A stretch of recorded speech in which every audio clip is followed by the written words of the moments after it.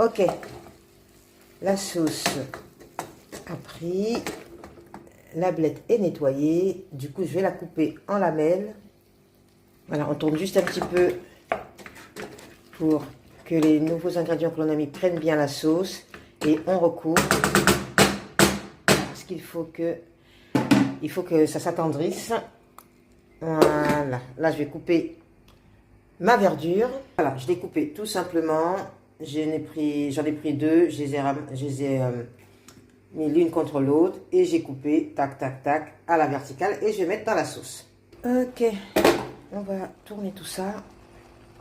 Ok, on va tourner tout ça.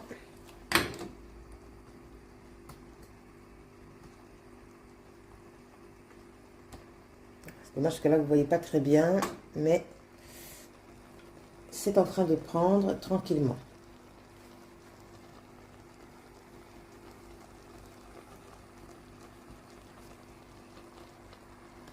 Alors je me suis trompée, c'est pas de la blette, c'est du chou que j'ai acheté.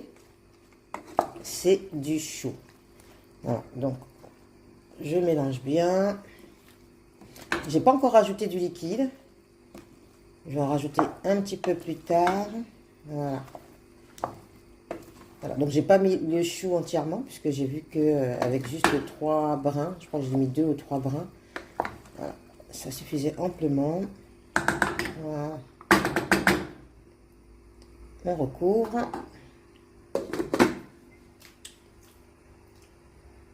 Alors je vois qu'il me reste une betterave, donc une betterave bio, donc je vais la couper en petits morceaux. Moi je garde la peau puisque c'est du bio, je viens de la rincer et je vais l'incorporer dans ma casserole. Voilà pour ma betterave que je vais incorporer. Hop. Voilà.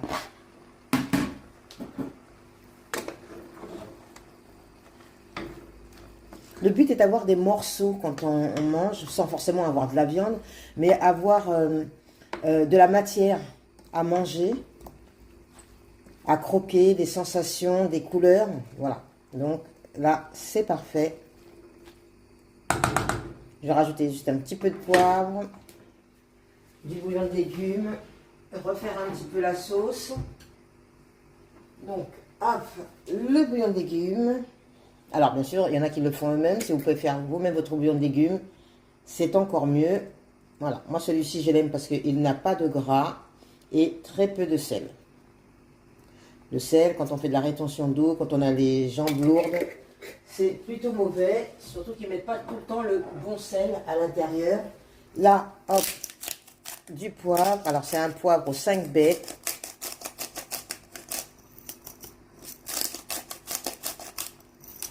Bio. Donc il y a des fois dans certaines vidéos j'achète du poivre gros grain et je fais moudre moi-même avec l'appareil. Là il y avait 5 baies plutôt que d'acheter séparément les aliments. Cette fois-ci j'ai opté pour le déjà fait. Je rajoute une petite lichette de beurre de ghee. Ah, ça c'est mon beurre préféré. Voilà. J'ai l'impression qu'il ne fait pas grossir ce beurre. Parce que je fais tout avec et j'en mets toujours une bonne pâtée.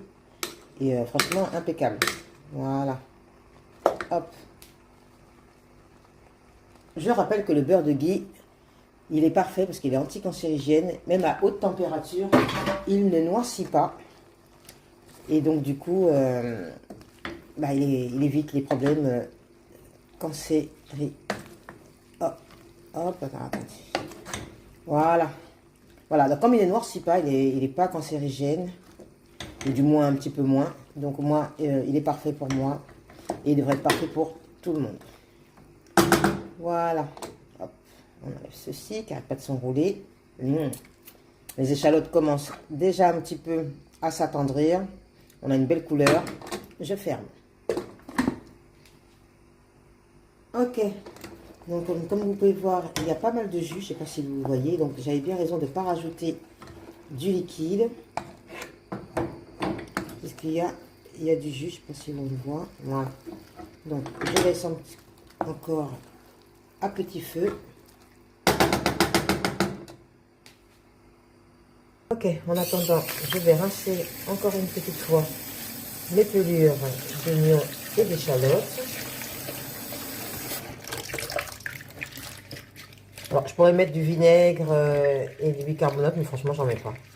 Je fais 2 fois dans de l'eau et puis ensuite, je mets à infuser. Voilà, là, c'est la deuxième eau. Vous voyez, elle a moins de petits détritus, enfin, je sais pas comment dire. Donc, pour moi, c'est bon. Voilà. Et après, je vais mettre donc dans mon infuseur à infusion. Je sais pas comment on appelle ça. Mais voilà, pour moi, c'est bon. Voilà, il y avait déjà celui de la dernière fois. Je rajoute. Généralement, je fais jusqu'à 3 infusions. Et après, j'enlève et je nettoie. Vous voyez, l'eau, elle est beaucoup plus propre que la première fois. Donc, pour moi, ça me va.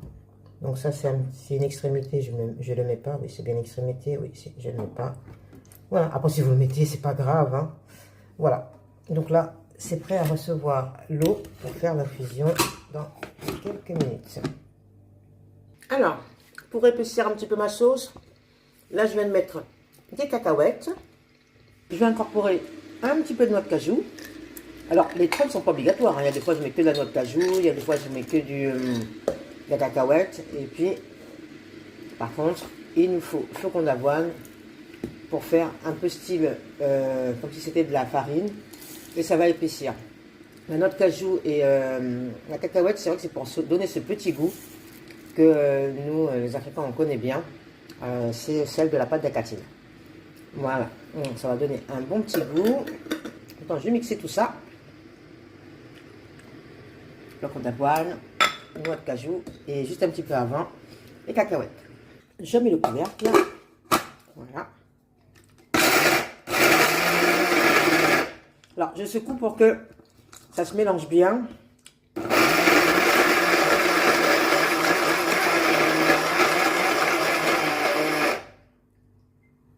S'il y a quelques morceaux, c'est pas grave. Moi, il m'est arrivé d'avoir quelques morceaux dans ma sauce.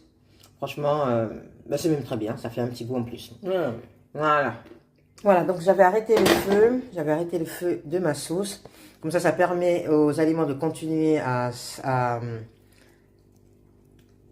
pas à cuire vraiment, mais à s'attendrir pour ce qui concerne les échalotes, quand je mets des petits oignons également. Voilà, là, j'en mets pas trop. Comme il n'y a pas beaucoup d'eau, il ne faut pas que ça s'épaississe de trop. Là, je vais tourner. Voilà. Et je vais à nouveau... Bon, je ne sais pas si vous voyez, mais... Oula, je ne sais pas si vous voyez, mais il y a du jus un peu. Hein. Voilà, et j'en ai pas rajouté. J'ai pas rajouté d'eau ni quoi que ce soit. Donc, c'est vraiment les aliments eux-mêmes qui ont dégorgé et qui ont donné du jus. Que l'on va épaissir avec notre petite mixture que l'on a juste à l'instant broyée. Je vais en rajouter juste encore un tout petit peu. Voilà, ça donne du goût et en même temps ça épaissit la sauce. Voilà, plus besoin de d'acatine, c'est bon. On a ce qu'il faut au naturel.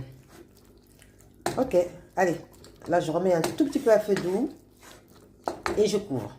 Eh bien, écoutez, voilà, la sauce est terminée. Je viens juste de rajouter un petit peu de sel de Guérande. C'est fini. Il y a juste à laisser reposer, fermer et on passe aux légumes.